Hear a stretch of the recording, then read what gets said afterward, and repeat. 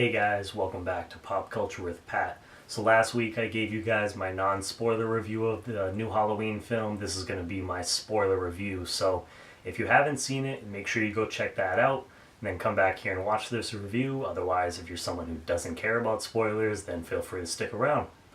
But yeah, so last Friday I got a chance to see, the Halloween film again. Opening night, saw it with a couple of my buddies this time, and I loved it just as much, if not more than the first time I saw it. I thought that the film starts out great. We get the two reporters that are doing the podcast. They're going to do the story on Michael Myers and Laurie Strode. They're visiting Michael, and we're quickly introduced to Dr. Sartain, who's the new Dr. Loomis, and didn't really care for his character. We'll get into more in that in a second, but that I thought this opening scene was really cool. They have the one guy and he's trying to tempt Michael, get him to say something, and he pulls out the mask, and you see all the patients just start going like batshit crazy once he pulls out that mask. You just get that sense of dread and evil's here, and I thought that was really cool. And right from there they jump into the opening credits, which is a really nice throwback to Halloween 1 and 2. They have the classic font, they have the jack-o'-lantern actually inflating, which I thought was a nice touch, and you had that classic Carpenter score, so it started off great. As far as the rest of the film goes, as far as like the kills go, I thought that those were really cool. It really kind of escalated from from the first one, and as they go on, they just kind of get like more brutal. It starts off with those kids that you see driving when the or kid and the father that are driving when you see the bus has crashed.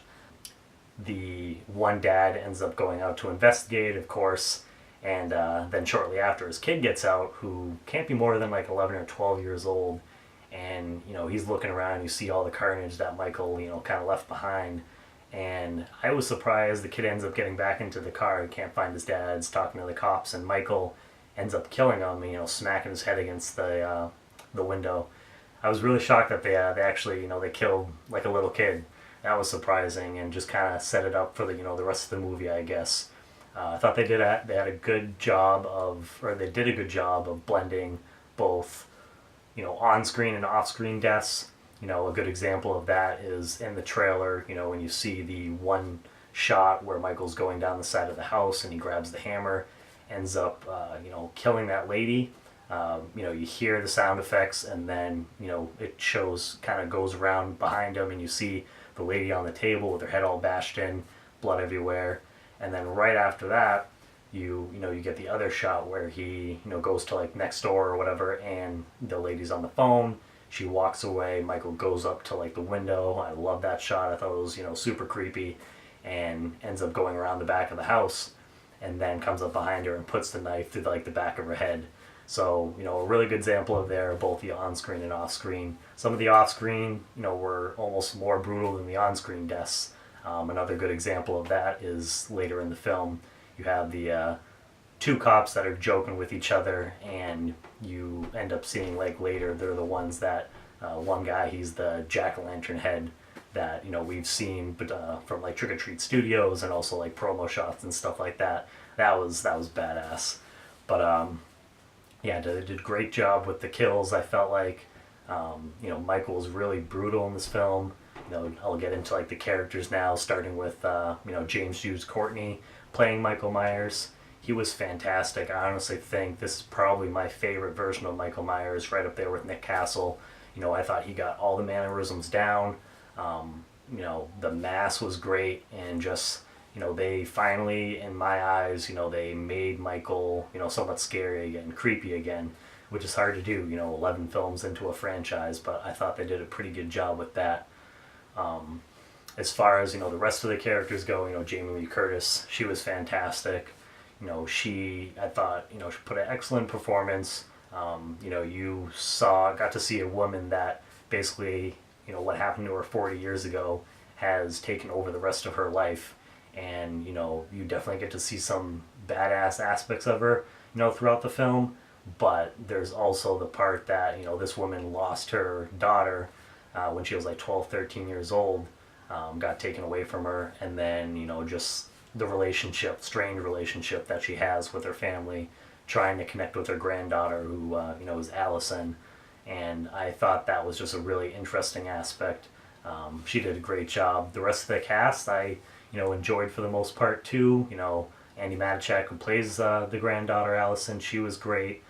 Even some of the smaller characters like Vicky, who's the babysitter, babysitting. Can't think. I don't even know if they mentioned his name, but the little kid later on in the film, her boyfriend Dave. They even like when they die, I felt kind of bad because these characters, even though sure they were kind of stupid, but they had some heart to them, and you cared about them a little bit. So they had some cool deaths as well, some nice throwbacks to the original movies, which this film has tons of fan service, and I never really felt like it was over the top, which is cool. But yeah, all the characters except for a couple I, really liked. Dr. Sartain being one of them, as I mentioned before.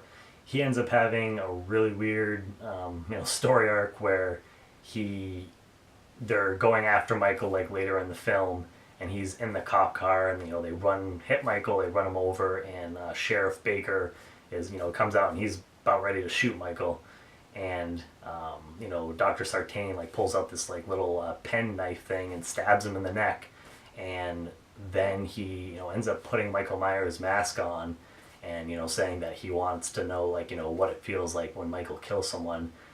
And I've seen this with a bunch of people like all over the internet too, that this, I feel like it didn't really sit well with fans, so I'm glad that it wasn't something bigger than what it was in the film.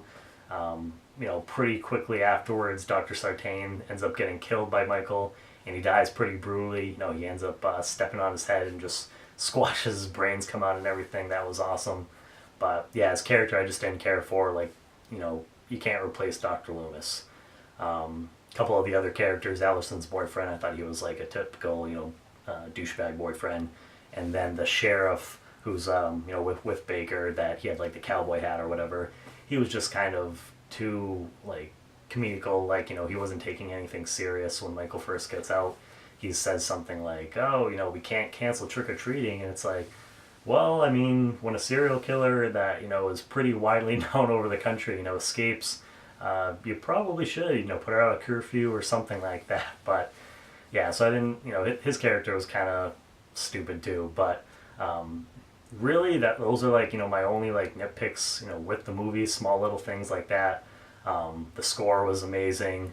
One of the standout tracks for me is the Shape Stalks Allison, which is kind of like the middle like third act of the film. Once Michael ends up killing one of her friends, and she's running from him.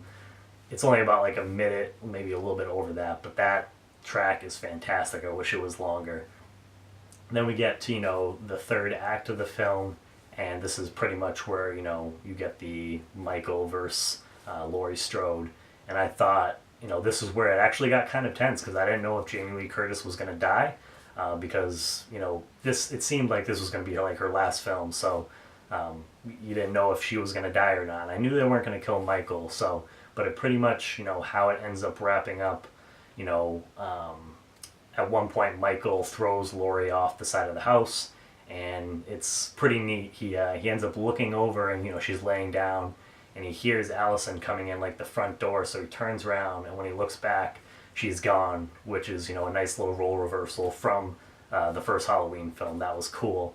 And but yeah, they end up going down to like the main part of the house, and the Laurie's daughter ends up tricking him, saying that she's like helpless and she can't do this, and ends up shooting Michael like in the shoulder, I believe, or like side of the head.